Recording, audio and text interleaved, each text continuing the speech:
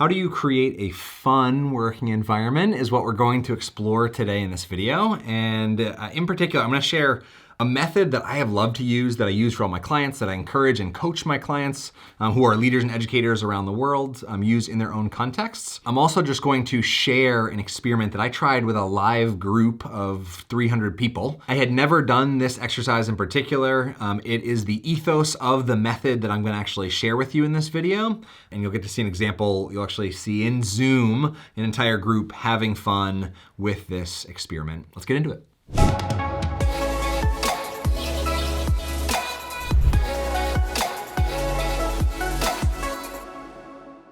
I'm Chad Littlefield. I get to work with some of the coolest organizations and leaders and educators and universities on the planet to help make connection and engagement really easy, and fun is an essential component of that for me. By the end of this video, you'll have a strategy that I call the experiment method that you can implement and share with your team and actually crowdsource to weave in more fun into your work environment. So before I share this kind of hilarious exercise and experiment with you, the experiment method in a small nutshell leans on the definition of adventure for me. So typically we associate adventure with fun, maybe with stretching outside of our comfort zone a little bit too, but adventures are typically fun. It has a positive connotation most of the time. A teacher of mine once defined adventure in a really kind of neat way. He said that it was embarking on a journey where the outcome is uncertain. And so the experiment method leans on this idea. If you can create journeys or invite people in a work context, in a work environment, or in a learning context, if you can invite people into a journey where the outcome is unknown and uncertain, it'll be more fun. People will actually be more tuned in, they'll pay attention, etc. You can see this in all sorts of examples in life. In fact, like when there's a sign that says wet paint, it's the reason you can't help but be like, oh. Right? You just can't help but touch it. Maybe that's just me. Maybe you don't like to touch wet paint, but I would say that some part of every human being's brain is designed to fill curiosity gaps. To say, I don't know what's gonna happen, I want to know what's gonna happen, let's keep going. This idea of creating a series of experiments embedded within your work can increase fun. So let me just cut to this example, show you this video from a live group. This is a brand new experiment. I had never done this exercise with a group. You'll see me frame it up and share that it might totally flop. You'll see the results of it on people's faces. So after this clip plays through and you see this exercise happen live in the moment with the group, I'll come back and we'll debrief, and I'll share a few other really practical methods and ideas for you to make the experiment method come alive the second this video ends. And so we're just gonna, before I frame any of it, we're just gonna do an experiment. On my son's bookshelf, I found this book, Making Faces. So we're gonna give credit to the author, and this exercise is gonna be called Making Faces, and this is either gonna go really well or really not well. But what I'd love for you to do is make your head about the size of my head on your camera. So you've got your head about the shape of my head. What I'd love for you to do is make one of these three faces go.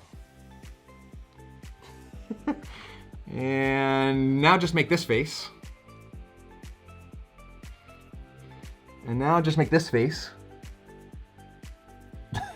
It's like, what? And how about this one? And let's get a little not so good. Jen, even some of you wearing a mask, you can totally see that you are not feeling it right now. You're sad. One more. Actually, wait, not one more. We can't end on that. Let's do... And then actually, I don't know if I made it to the end of this book before Otto's attention span ran out, so I didn't realize there was a mirror in it. So there's a camera and screen very distorted there.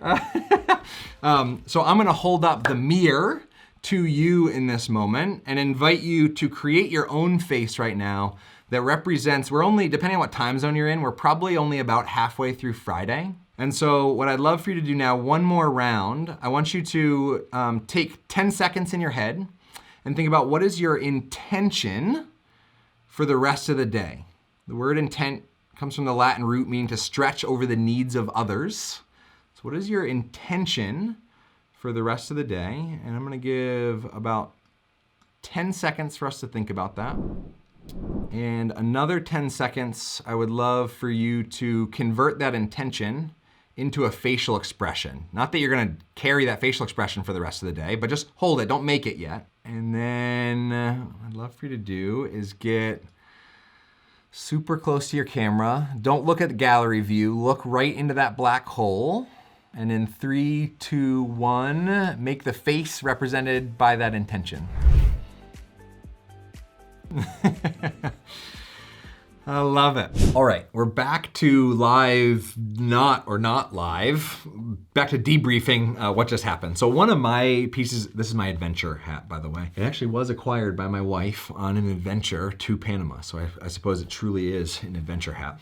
One of my key learnings or pieces of feedback for myself after leading that exercise with the group that I think is a core, essential ingredient for making this experiment method successful is making sure that it's also intentional, right? Experiment, like activity for activity's sake is not usually fun unless you have a really intrinsically engaging exercise or game or something. Usually activity for activity's sake is like people want to know why, especially in a work context. Like, why are we doing this? What's the point? Why? And so what I would have liked to do, had I had more time with this exercise and with the group, is really tie that into intention more. Probably right after that, carved out 5 minutes to write intentions, share intentions, maybe split out into breakouts, get clear on intentions for the week, the quarter, their team, etc. Would have done something to deepen that exercise. The idea was that made the workshop and the experience and the Zoom call a little bit more fun is that we tried something new that I had never tried, that they had never tried. And that is your secret as a leader. Do something that you have never done and they have never done all together. And people will find it fun even if it flops because they're on an adventure where the outcome is uncertain. And so I told you I was gonna share a really practical way to roll out the experiment method with your group is essentially, and you could share this video with them if you wanted to, but you essentially say, hey, this is kind of intriguing. Can we weave this into regular staff meetings? Can we weave this into fill in the blank, your context, right? Can we weave this into here and can we assign one person for each week or each month to lead a different experiment? And whether that's searching other videos on this channel or the internet at large, finding some experiments that they haven't done, that the group hasn't done, to try something new at least once a month. And that, I guarantee, will increase the level of fun that's happening in a work environment. It'll be something that people look forward to. It might even become a cultural embedded value of seeking new experiences, which has all sorts of spin-off benefits of sparking creativity and innovation and higher morale and deeper engagement, etc. All from this little tiny idea, which is experiment. Go on adventures together. I'm Chad Littlefield. On the channel, there are hundreds of experiments and ideas and adventures. And so if you liked this and you made it to this point and you're not already subscribed, consider that. And if you liked anything in this video, go ahead and like the video so that more people on the planet get to see it. Have an awesome day.